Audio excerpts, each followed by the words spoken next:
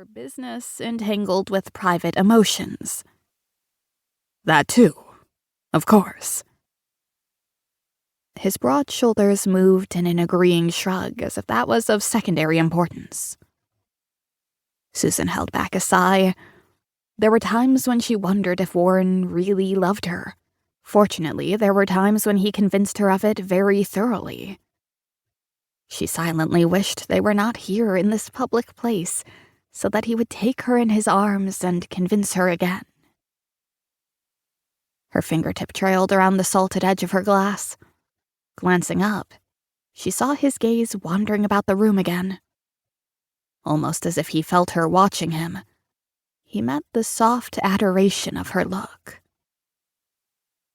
"I often wonder," he mused, "how long it might have been before I noticed you if my father hadn't become ill, and I was not forced to stand in for him at the Christmas party. You had worked there for... how long? 2 years? 4 years, Susan corrected gently.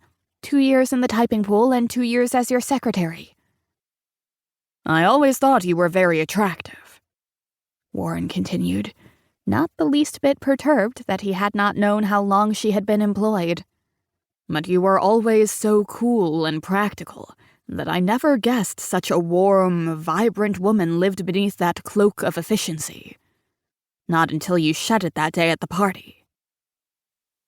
"You have no idea, darling," Susan murmured huskily, the cheer that went up that day when the female staff members of Sullivan, and Holmes learned that you were going to attend the Christmas party. "Including from you?" "My cheer was perhaps the loudest of all." She smiled deeply. "I told you I've been infatuated with you since almost the first day I saw you. But with all the socialites that paraded through your life, I never thought I had a chance." "Those empty-headed pieces of fluff." He laughed in derision. "I was never interested in any of them. I was looking for someone like you. Intelligent and understanding, capable of appreciating the demands of my career and supporting my ambitions. Until I came to know you, I thought all women threw tantrums or became piqued if business interfered with time I spent with them." "You should have dated a doctor's daughter before," Susan laughed. "I don't remember taking part in any school function that my father was able to see through to the end. Invariably, some woman decided to have her baby in the middle of the performance.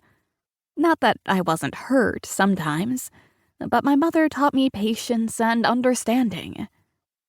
She had had plenty of time to learn."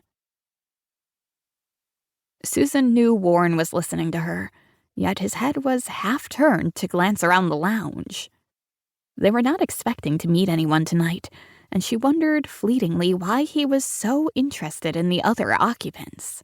The budding curiosity didn't last longer than it took his look to return to her. "I'm glad you're understanding," he stated. Was it her imagination, or was his expression sterner than before? "It's going to be a trying time at the office next week, with my father going into hospital for surgery."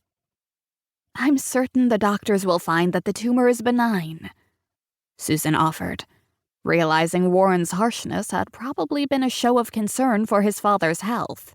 They were very close. "Of course it will be." He nodded curtly, sliding a glance again to the side, his mouth tightening grimly. "Though naturally, they'll have to run a biopsy on it to be certain." "Warren." Susan tilted her head to the side, a tiny frown drawing her brows together.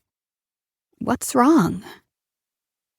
Impatience laced his expression. "The man at the second table... No, don't look now," he reprimanded in a low, sharp voice, "has been rudely staring at you for the last 10 minutes. "At me?" she repeated in disbelief. "Are you certain?" "Very," Warren retorted. "Maybe I know him. Maybe he's someone I went to school with," Susan suggested hesitantly. "The second table, did you say?" "Yes. Take a look, but for heaven's sake..."